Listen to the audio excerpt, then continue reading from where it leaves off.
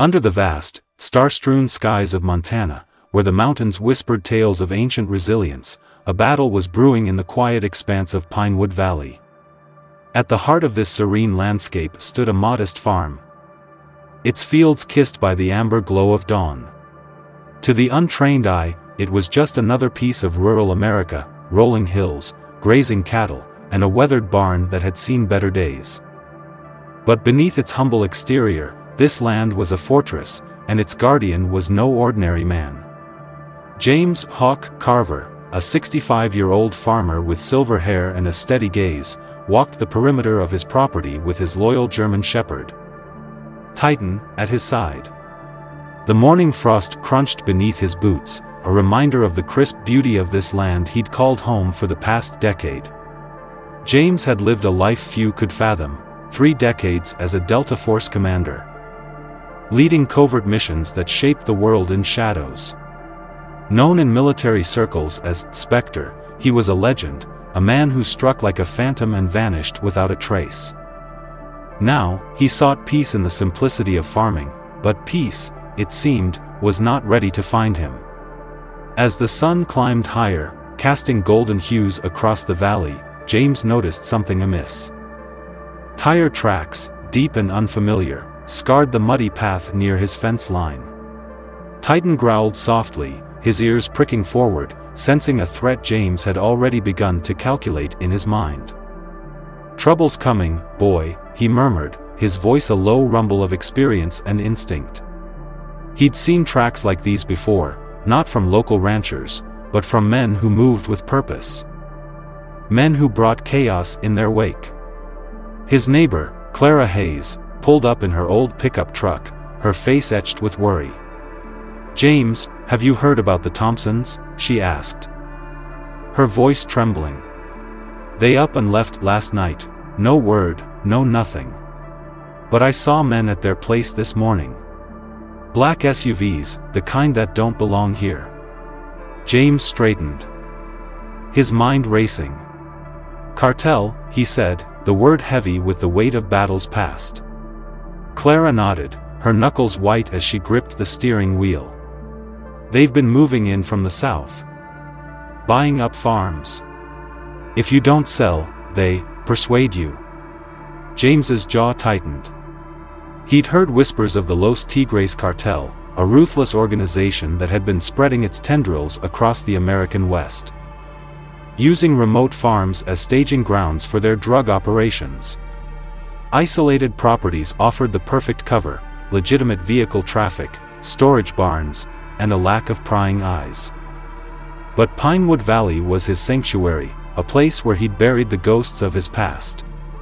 He wasn't about to let it fall into the hands of men who thrived on fear. "Don't worry, Clara," he said, his voice calm but firm, a tone that had once commanded soldiers through the darkest nights. "I've faced worse than this. You just stay safe, head to your brother's place in Bozeman for a while." Clara hesitated, her eyes searching his for reassurance. "What are you planning, James?" He offered a faint smile, the kind that held both warmth and steel. "Better you don't know. Just trust me." As Clara drove off, James whistled for Titan and headed to his barn. Beneath the worn wooden floorboards lay a hidden cellar, a relic of his military days he'd hoped never to use again. He called it his insurance policy, a cache of military-grade equipment, weapons, and communication devices, all meticulously maintained. Old habits die hard, and James had always lived by one rule: prepare for the worst. He lifted the false floorboard, revealing the tools of a warrior, rifles, tactical gear, and a satellite phone that had connected him to allies across the globe. His phone buzzed with a text from an old contact in law enforcement: "Cartels moving fast.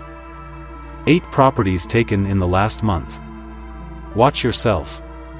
James pocketed the phone and pulled out a detailed map of the valley. His farm sat at a critical juncture, controlling the main road and offering clear lines of sight for miles. It was no surprise they wanted it. Through the window, he spotted 3 black SUVs rolling past his gate, moving slowly, their occupants scanning his land. Reconnaissance, he thought, marking their movements in his mind. They were testing him, sizing up their next target. James spent the morning making calls, his voice steady as he reached out to the men who had fought beside him in the shadows of history. "Eagle, it's Spectre," he said into the phone, speaking to a man who had once been his sniper. "Remember that favor you owe me? Time to cash it in." On the other end, Daniel "Eagle" Harper's voice crackled with a mix of surprise and readiness. "It's been a while, Hawk. How bad is it?" James's response was direct. "Cartels moving into the valley, taking farms. They'll be here soon." A low whistle came through the line. "Need some backup?" Daniel asked. "Wouldn't hurt," James replied. "Call the others. One last mission." By noon, his team was on their way, 4 of his most trusted comrades, Daniel "Eagle" Harper, the sniper with an eagle's eye, Lucas "Blaze" Martinez, a demolitions expert who could bring down a fortress, Ethan "Whisper" Cole, a communications specialist who could crack any code, and Nathan "Doc" Reynolds, a medic who had patched them up through hell and back. Together, they had faced warlords, terrorists, and entire armies. A cartel wouldn't stand a chance. As the sun dipped low, casting long shadows across the valley, James surveyed his land with a soldier's eye. Every hill, every tree line, every approach, he saw them not as a farmer but as a battlefield commander. The cartel thought they were targeting a simple farm. Instead, they were walking into a kill zone designed by one of the most experienced special operators in history. Titan barked suddenly, alerting James to the same SUVs returning, this time stopping at his gate. He adjusted his worn baseball cap, his face a mask of calm, and prepared to play the role of a harmless farmer. 5 men emerged from the vehicles, their sleek suits clashing with the rugged Montana landscape. The leader, a man named Carlos Rivera, approached with a polished smile that didn't reach his eyes. "Mr. Carver, beautiful property you have here," he said, extending a hand. James shook it, noting the man's overly firm grip, a cheap intimidation tactic. "What can I do for you?" James asked, his voice friendly but measured, while his mind catalogued every detail. 2 men moving toward his barn, one by the gate with a radio, military training evident in their stances. "We represent an investment group," Carlos said, gesturing to the valley. "We've been acquiring properties in the area. Your land has features that interest us." James leaned against his fence post. The picture of relaxation, though inside he was marking fields of fire, noting weapons, and assessing their positions. "Not interested in selling," he said simply. "This land's been in my family too long." Carlos's smile tightened. "We're prepared to offer $3 million, cash. More than generous for a ranch like this." James scratched Titan behind the ears, buying time to observe the men by his barn. They were checking sight lines, defensive positions, not the actions of real estate investors. "Money isn't everything," he replied. "Some things aren't for sale." Carlos stepped closer, his voice lowering with a hint of menace. "This valley is changing, Mr. Carver. You can profit from that change, or find it becoming very unwelcoming. Accidents happen, especially to stubborn old men." The threat hung in the air, but James's voice remained steady, carrying the weight of decades of combat. "Sounds like a threat, Mr. Rivera." Carlos's eyes widened slightly at the use of his name, a name James shouldn't have known. A calculated slip to show he wasn't as ignorant as he appeared. Simply stating facts, Carlos recovered, handing James a business card with a fake company name. "You have 24 hours. After that, the offer becomes less generous." As the men turned to leave, Carlos paused, glancing at Titan. "Beautiful dog. German Shepherd, yes? Would be a shame if something happened to him." Titan growled, picking up on James's tension, but James kept his hand gentle on the dog's head, his voice laced with steel. That would be a very serious mistake. Something in his tone made Carlos hesitate.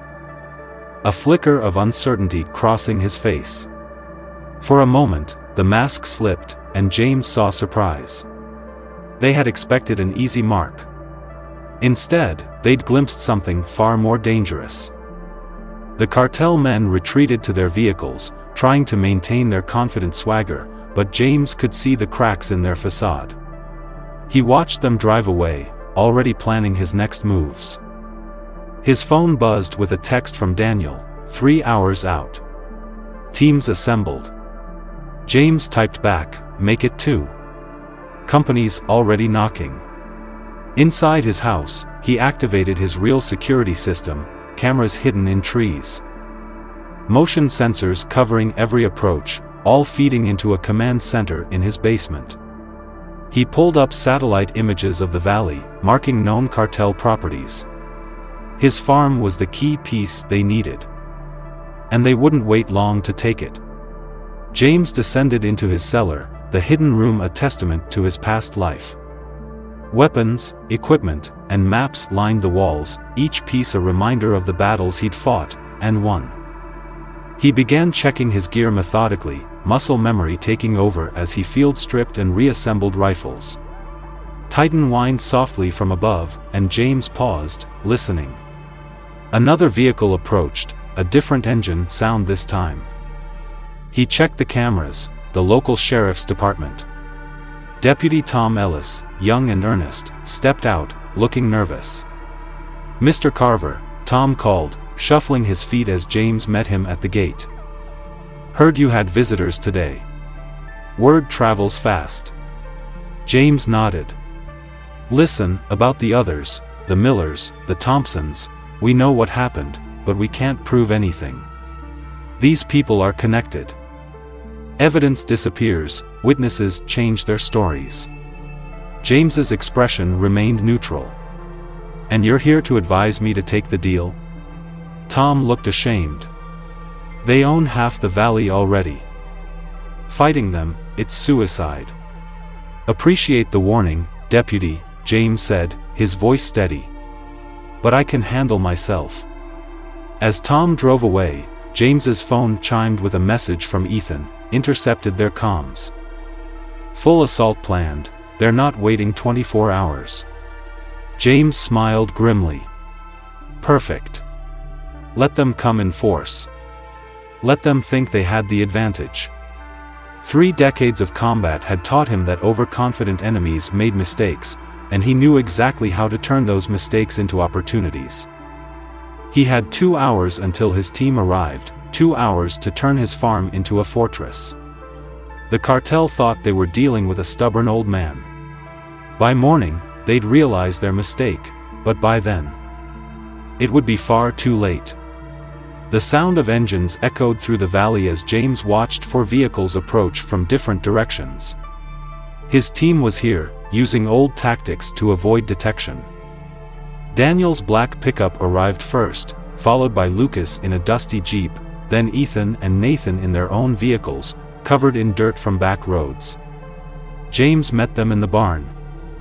Away from prying eyes. 20 years melted away as his old team assembled, their movements still synchronized after all this time. Daniel carried his custom rifle case, Lucas brought explosives hidden in construction equipment cases. Ethan's communication gear could crack military-grade encryption, and Nathan's medical kit was ready for action. "Just like old times," Daniel said, his voice gruff but warm. "Though usually we had government backing." Lucas grinned. "Government would just slow us down." James spread a detailed map across his workbench. "Cartel's been systematic, taking key properties, setting up distribution routes. They're not just running drugs, they're building a permanent operation." Ethan connected his laptop, pulling up intercepted communications. "They're professional, ex-military in their ranks. Mostly Mexican special forces. But they're arrogant, sloppy with their security. Nathan observed, organizing his medical supplies. Their mistake. How many are we dealing with? Daniel asked, examining the terrain through the barn door. James pointed to marked locations. Main force is 30 men, 2 groups. First team's the muscle, handling intimidation, arson, accidents.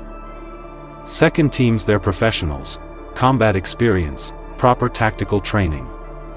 Daniel noted the natural bottlenecks and high ground advantages on the map. Kill zones are perfect.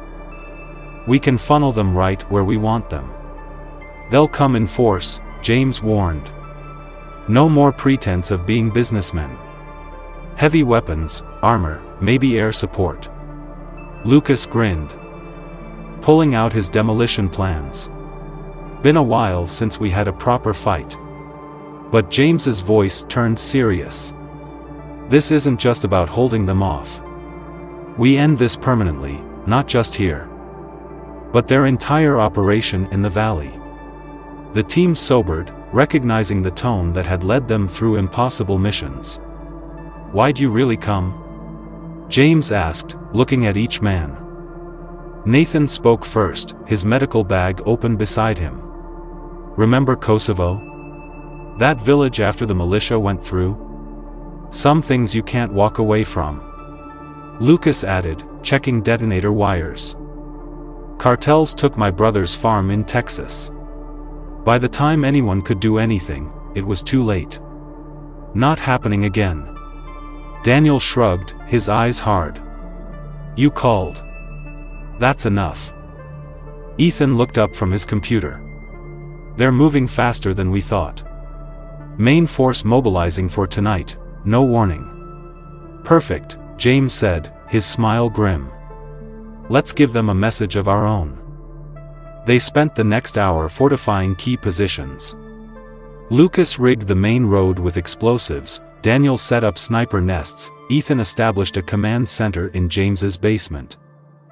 And Nathan prepared a medical station. Remember Kandahar? Daniel asked as they worked, recalling a night raid that went sideways. Lucas chuckled. Never saw so much firepower until you called an audible. Nathan added, turned their defenses against them. Simple, James said, checking ammunition stores. People get predictable when they think they have the advantage. Cartels the same. They're used to easy victories. They won't be ready for what's coming. Ethan's voice crackled over their earpieces. Movement at the Thompson place, they're assembling their force. Thermal shows at least 20 vehicles. Lucas observed, finishing his last trap, coming in like an army. James nodded. Means they're scared. Scared men make mistakes. The sun set, casting long shadows across the valley. James stood with his team on the porch, watching the day fade. They were no longer young, but they brought something else, experience. Patience, the kind of wisdom that only comes from decades of combat. Daniel, I want you in the North Tower, best sight lines. Lucas, rig the barn for remote detonation, make it a tempting target. Ethan, keep monitoring their comms. Nathan, medical station in the basement, but be ready to move. Each man nodded, understanding their roles without further explanation. One more thing. James added, his voice carrying the weight of command. We're not just defending a farm. We're defending every family in this valley, every person these bastards would victimize. We do this right, we do it clean, and we do it permanent. As his team moved to their positions, James checked his weapons one final time. Titan sat beside him, alert and ready. In the distance, dust clouds rose, the cartel's forces assembling. They thought they were preparing to raid an old man's farm. Instead, they were walking into a trap laid by some of the most experienced combat veterans alive. Ethan's voice crackled through the radio. First wave moving out. ETA 20 minutes. James signaled to his team. Let them get comfortable. Let them think they have the advantage. Then we show them what real soldiers can do. The Montana sun disappeared behind the mountains, plunging the valley into darkness, a darkness that had always been their ally. Moonlight bathed the Pinewood Valley in a silvery glow as James Carver watched the cartel convoy approach through his night vision scope. 20 vehicles moved in tight formation, their headlights slicing through the darkness. They were well trained, moving with confidence, believing they were hunting an easy target. But James had spent decades preparing for moments like this. And he knew the first rule of combat: never fight on ground your enemy has prepared. They're splitting up, Ethan's voice crackled through the comms. 3 teams, main force on the central road. 2 flanking units circling wide. Daniel's voice was cold from his sniper's nest. Got eyes on the lead vehicle, officer types in the back. Want me to take the shot? Negative. James replied. Let them get comfortable. Spring the trap on my mark. The convoy's headlights illuminated the road to James's farm, their movements bold, unhidden. They thought they were invincible. Contact in 2 minutes, Lucas reported. Charges are set. These boys are in for a surprise.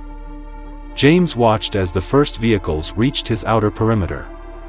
Cartel soldiers emerged with military precision. Weapons ready, moving in practiced formations. Carlos Rivera stepped out of an armored SUV, directing his men with hand signals. Spread out, he ordered in Spanish. I want this place surrounded. No one gets out alive. Ethan warned, they're deploying heavy weapons, 50 calories on the trucks, RPGs in the second wave. James's voice remained calm. Stick to the plan. Let them commit. The cartel forces advanced, passing the first line of James's defenses without noticing them. 50 meters, 40, 30, they were almost in position.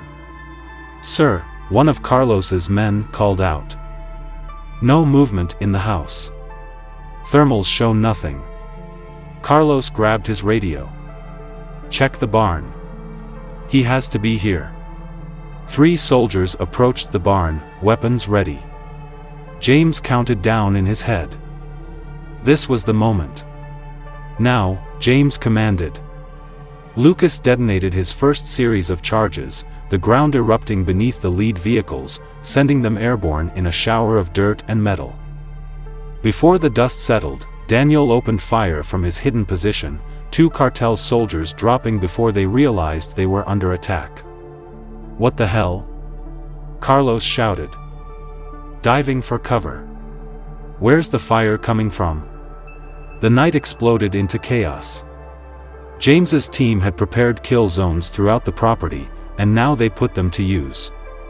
Every time the cartel forces tried to rally, they were caught in interlocking fields of fire. 3 trying to flank east, Daniel reported, his rifle cracking in the darkness. Got them. Lucas responded with a series of explosions, driving the flanking team into Nathan's line of fire. James moved through the darkness like a shadow, years of combat guiding his steps. He caught 2 cartel soldiers by surprise, disarming one and using him as a shield against the other's fire. Both went down without a sound. Who are these guys? A cartel soldier screamed over their radio. This isn't right, they're too organized. Carlos's voice cut through the chaos. They're professionals. Fall back to the vehicles, reform defensive positions. Too late, James thought, triggering another set of charges. The explosions cut off their retreat, trapping the cartel forces in the kill zone. Daniel's rifle spoke again. Technical at your 3 o'clock, Hawk. Gunner down, but drivers still up. James rolled behind a tractor as 50 caliber rounds tore through the air where he'd been standing. The driver kept the vehicle moving, but he'd forgotten to watch his flanks. Lucas. James called, time to use that toy you brought. A rocket streaked through the darkness, striking the Technical's engine block. The vehicle flipped, cartwheeling off the road in a ball of flame. "Damn, I missed that," Lucas laughed. "Just like Damascus." "Stay focused," James ordered. They're regrouping. Carlos had rallied his remaining men behind the wreckage of their vehicles, adapting quickly despite the surprise. Ethan reported, 18 still combat effective. They're calling for reinforcements, second wave 30 minutes out. They won't last that long. Daniel stated, his rifle ending another cartel soldier's attempt to flank their position. James watched Carlos directing his men, noting their movements. They were trying to establish a base of fire, creating space for reinforcements. Time to show them why standard responses get you killed. Lucas, hit their rally point. Daniel, watch for runners. Nathan, be ready, some of them are about to need medical attention. Multiple explosions ripped through the cartel's position, and James moved through the chaos like a wraith, his suppressed rifle ending threats before they could materialize. "Who are you?" Carlos screamed into the darkness. "What kind of farmer fights like this?" James's voice seemed to come from everywhere. "The kind you shouldn't have threatened." The cartel's first assault was falling apart. What had started as a confident attack had turned into a desperate struggle for survival. Of the original 20 vehicles, 8 were burning. Of the 40 men Carlos had brought, less than half were still fighting. "Pull back," Carlos ordered. "Full retreat, get back to the rally point." "I don't think so," James said calmly. Daniel's rifle cracked 3 times, the remaining vehicle's tires exploding, stranding them in the kill zone. "El Diablo is going to kill us all," Carlos muttered, realizing the trap they were in. "El Diablo should have done his homework," James replied, stepping out of the shadows behind Carlos. "Should have asked why no one had ever successfully attacked this farm." Carlos spun, raising his weapon, but James was faster, striking with precision. The cartel leader dropped unconscious as his remaining men surrendered. "Area secure," Daniel reported. "No runners." Nathan added, "We've got wounded." James directed, "Stabilize them." Ethan reported, "Reinforcements still inbound, 20 minutes out. Bigger force this time." James nodded. Zip-tying Carlos's unconscious form. "Good. Let them come. First wave was just a warm-up.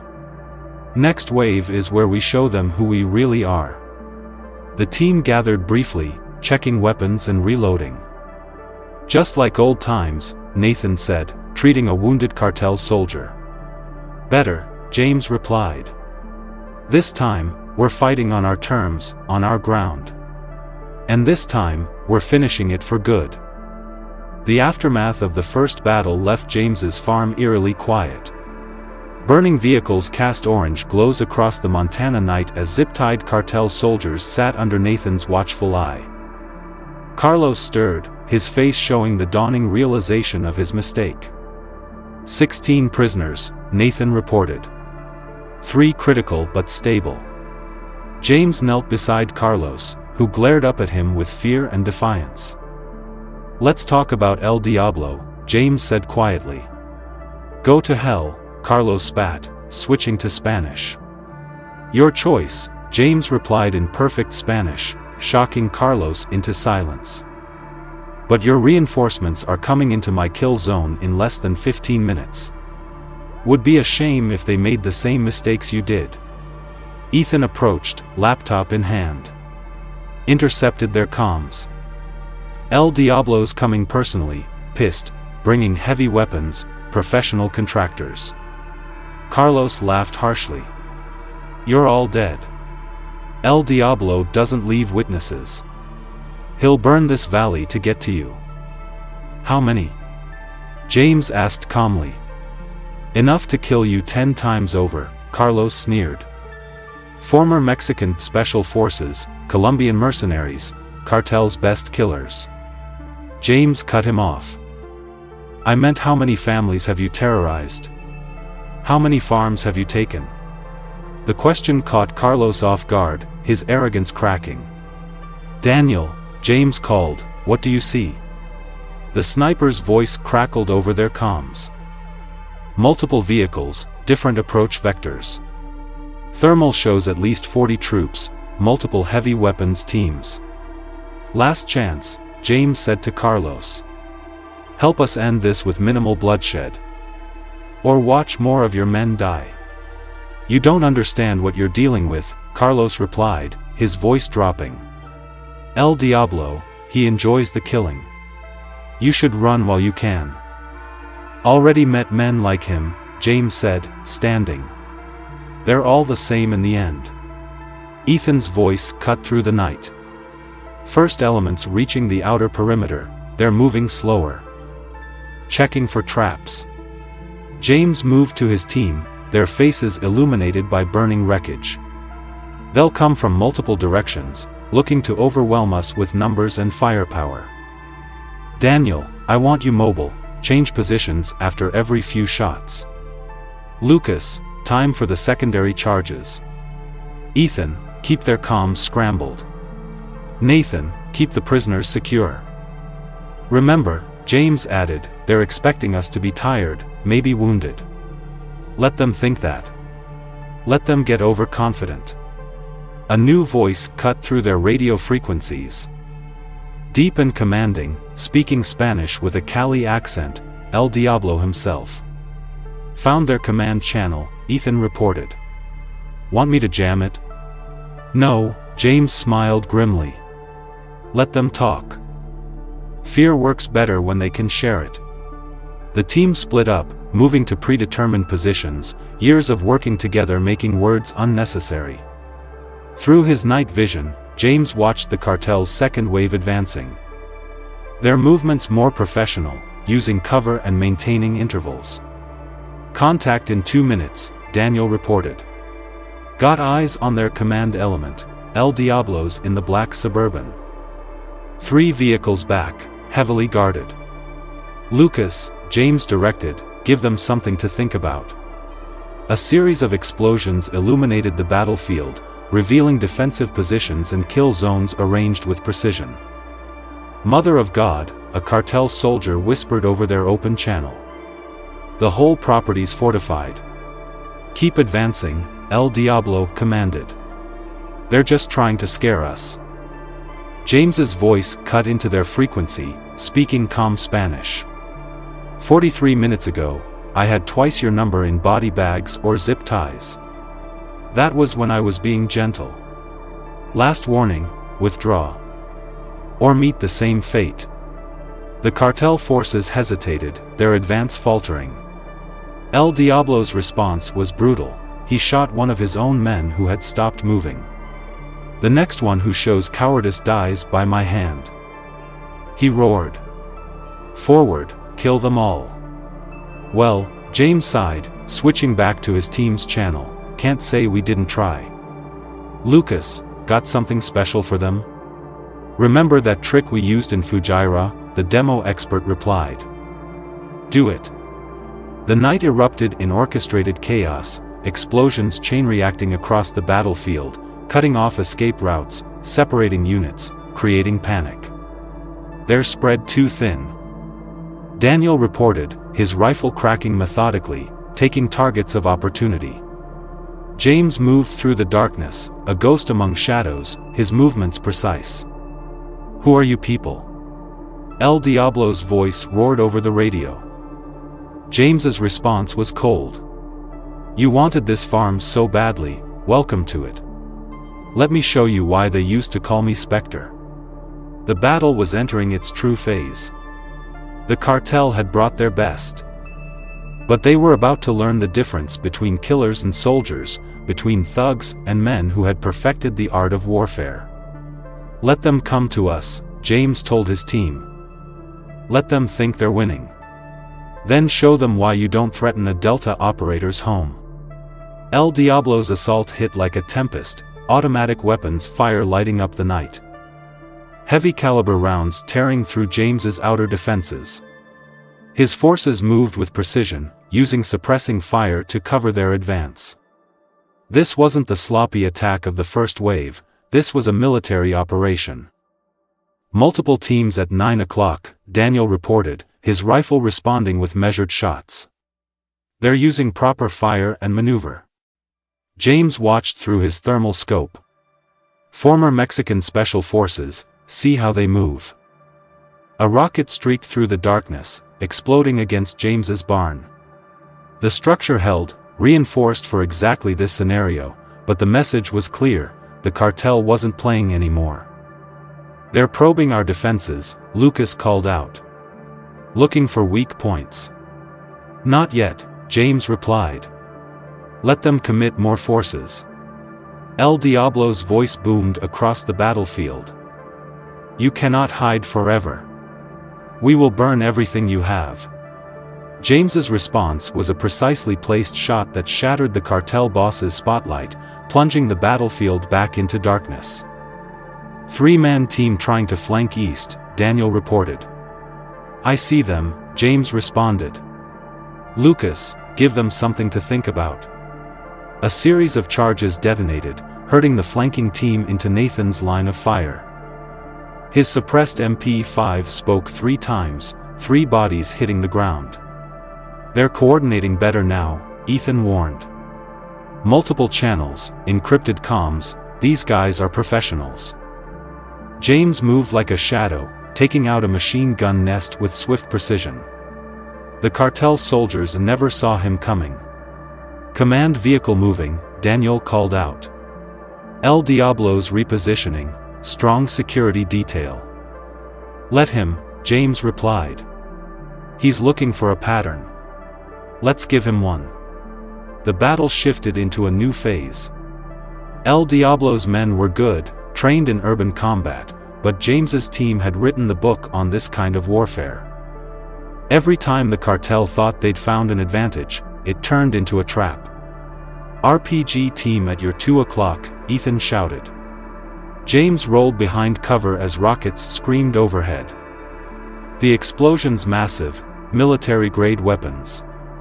Daniel, priority target, take out those RPGs. Bit busy, the sniper grunted. Got 3 teams trying to flank my position. Lucas, on it. More explosions lit up the night, the RPG team disappearing in a controlled blast. El Diablo was getting frustrated, his men were dying or being captured, yet they couldn't get a fix on their opponents. Push forward, he commanded. There's only 5 men, we have the numbers. Numbers don't mean much against ghosts, James's voice cut through their channel. How many men are you willing to lose tonight? West sector's getting heavy, Nathan reported. They're making a serious push. That's their feint, James replied. Daniel, watch the east, that's their real attack. Sure enough. While one team pushed from the west, their best operators moved quietly through the eastern approach. Count 12, Daniel said. Elite team, moving like professionals. Good. James replied. Lucas, Nathan, shift east. Daniel, hold fire until my mark. Let's show them what real professionals can do. The elite team moved with skill, using cover, maintaining spacing. They were halfway to their objective when James sprung his trap. Lucas's charges illuminated the night, disorienting them. Before they could adjust, Daniel opened fire, every shot disabling with surgical precision. Clear them up, James ordered, and Nathan moved in, securing the wounded operators. Who are you people? El Diablo's voice was tight with rage. You really should have done your research. James replied. Asked why no one had ever successfully attacked this farm. A new sound cut through the night, helicopter rotors. Boss, they're bringing in air support, Ethan warned. Right on schedule, James smiled. Lucas? Got something special for choppers, just say when. The helicopter swept in low, its spotlight cutting through the darkness, the door gunner opening up with a minigun. Now, James commanded.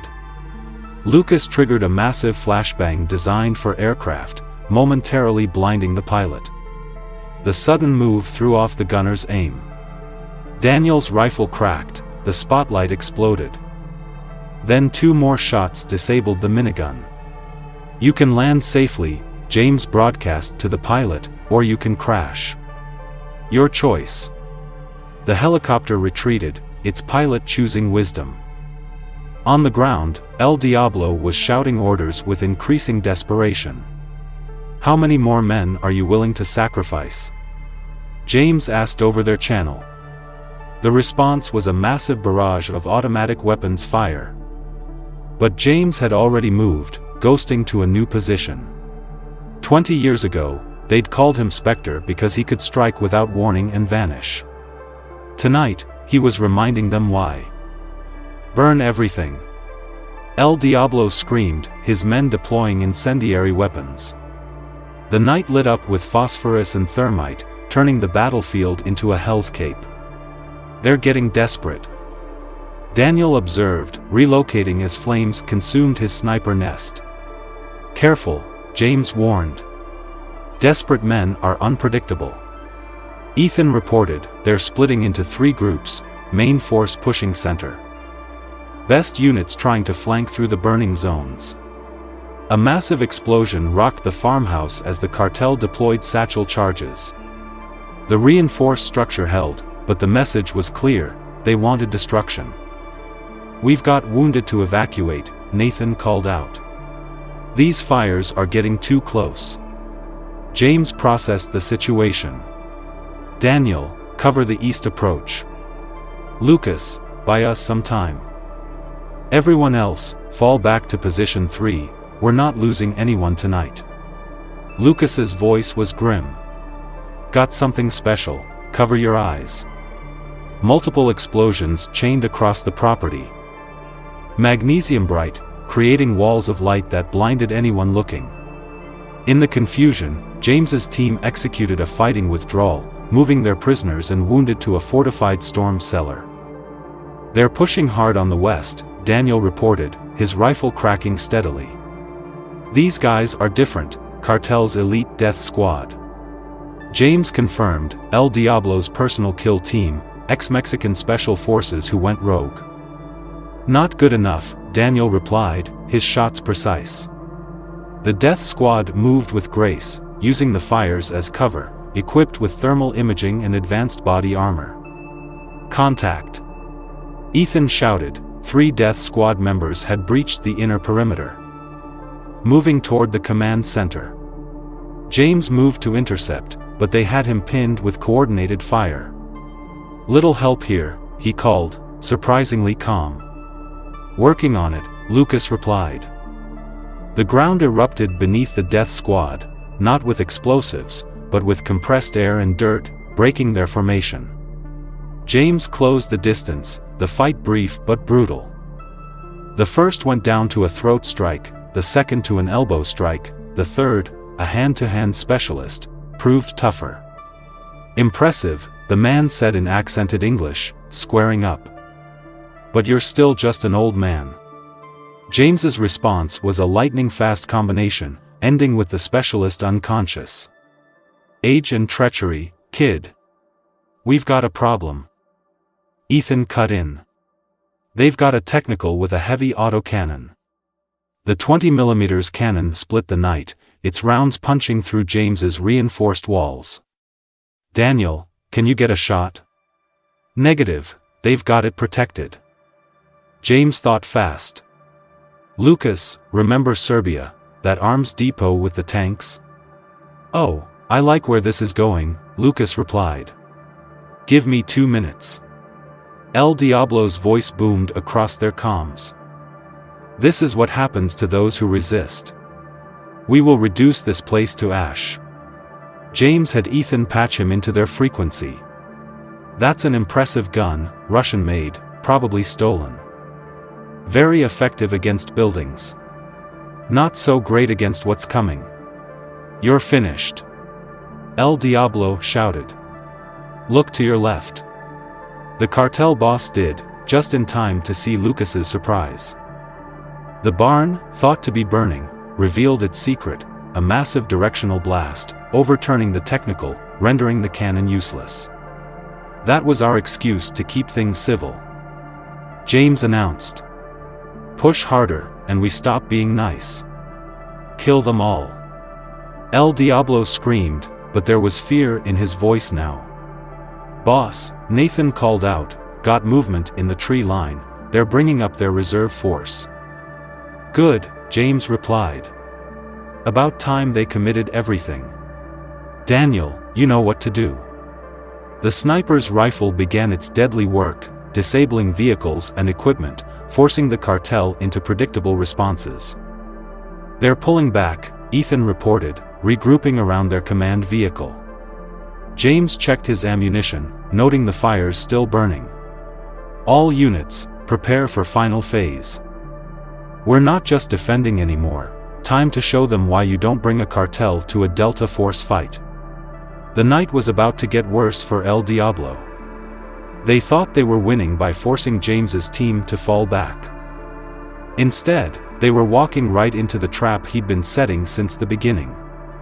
James watched El Diablo's forces consolidate around their command vehicle, exactly where he wanted them. All units, execute Phoenix Protocol, he commanded. Stand by for fireworks, Lucas announced. The counterattack began with precision. Lucas's charges detonated in sequence, isolating the cartel forces, channeling them into overlapping fields of fire. What are they doing? El Diablo demanded, watching his men trapped. Teaching you about real combat, James replied over their channel. Pay attention, this is how professionals work. Daniel's rifle took out their communications array, then their vehicle engines, leaving them deaf, blind, and immobile. You think this changes anything? El Diablo shouted. His voice edged with panic. Not anymore, James replied, as Ethan's electronic warfare suite flooded their frequencies with static. Right now, your reinforcements are being intercepted by state police. Amazing what happens when someone provides actionable intelligence. El Diablo ordered his men to attack in all directions, but James's team had trained for this. They moved like ghosts, appearing and disappearing. They're not human, a cartel soldier cried out in Spanish. They're everywhere. Keep fighting. El Diablo commanded, but his authority was crumbling. They're breaking formation, Nathan reported. East sector starting to run. Heard them. James ordered. Daniel's rifle cracked, discouraging any heroes. You're trapped in here with us, James broadcast, but we're not trapped in here with you. We are the trap. Lucas's next charges split the cartel's forces into isolated pockets, exposed to precise fire. Western Group is surrendering, Ethan reported. Eastern Group, wait, movement by the command vehicle. El Diablo's making a break for it. Let him run, James replied, right to where we want him. The cartel boss slipped away with 2 men, moving well. He hadn't always been just a commander. But his escape route led him into a prepared position. One moment he was running, the next he was face to face with James. Impressive operation, James said conversationally. His rifle trained center mass. Good men, good equipment, solid tactics. But you made one critical mistake. And what's that? El Diablo snarled, his hand inching toward a concealed weapon. You thought fear only worked one way, James replied, his voice carrying decades of experience. You're used to being the one people fear. Tonight, you learn what real fear feels like. El Diablo drew his pistol, but James was faster, knocking the weapon away and dropping his guards. You know the difference between your men and mine? James asked, advancing as El Diablo scrambled backward. Training, experience, but most importantly, purpose. You fight for money. We fought for something more. Around them, the battle was ending. Most of the cartel forces had surrendered. Those still fighting being neutralized. Do you know why they called me Spectre? James asked, his voice carrying across the battlefield. Not because I was hard to find. Because by the time you did find me, it was already too late. El Diablo made his final mistake, reaching for a backup weapon. James's response was instantaneous. The cartel boss collapsed, clutching his shoulder. Gather the survivors, James commanded. I want them to hear this. As his team rounded up the remaining cartel forces, James stood before them, his presence commanding attention. You're alive because we chose precision over power, he announced. You'll remain alive as long as you remember this lesson. This valley is protected, not by cops, not by guns, but by something far more dangerous, men who've spent their lives learning to fight smarter, not harder. Daniel's voice came over the comms. Police forces approaching from the south, 10 minutes out. Perfect timing, James replied. He turned to the captured cartel forces. You have a choice, stay and face American justice or run back to your bosses. Either way, spread the word, the next cartel that tries to take this valley won't get the gentle treatment you got tonight. El Diablo looked up at James with fear and respect. Who are you really? James smiled grimly. Just a farmer protecting his land. But before that, I was the ghost that haunted better men than you. Dawn broke over the Montana mountains, revealing the night's battle. Burning vehicles dotted James's property, their smoke mixing with the morning mist. The 37 captured cartel members sat zip-tied, watched by Nathan, while Lucas and Daniel secured the perimeter. State Police ETA 3 minutes, Ethan reported. FBI 20 minutes behind. James surveyed his farm. The barn was scorched but standing. The house had taken heavy fire but held. Sir, Nathan called, kneeling beside El Diablo, he's stabilized but needs a hospital. You could have killed us all, El Diablo said. His arrogance replaced by respect.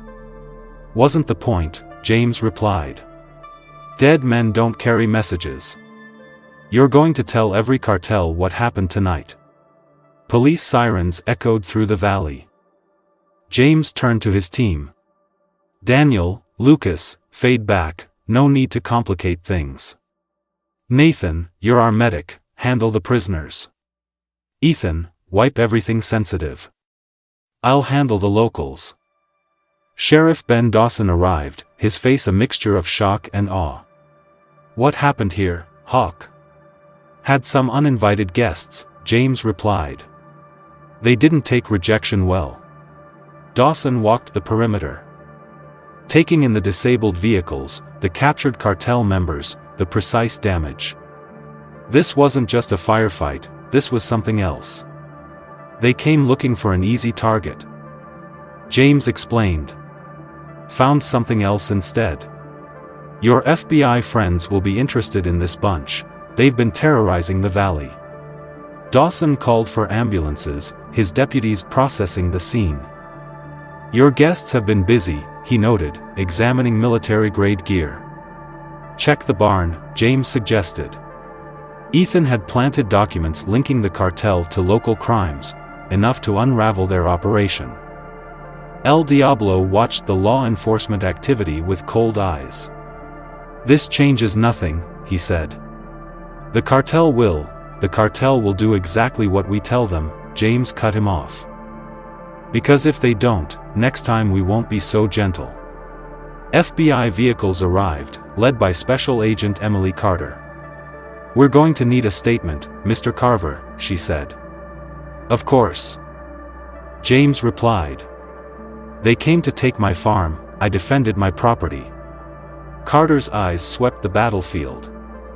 Multiple disabled vehicles, wounded suspects with non-lethal injuries. And enough evidence to take down their regional operation, that's a night's work for one farmer. Grew up hunting, James shrugged. Got lucky.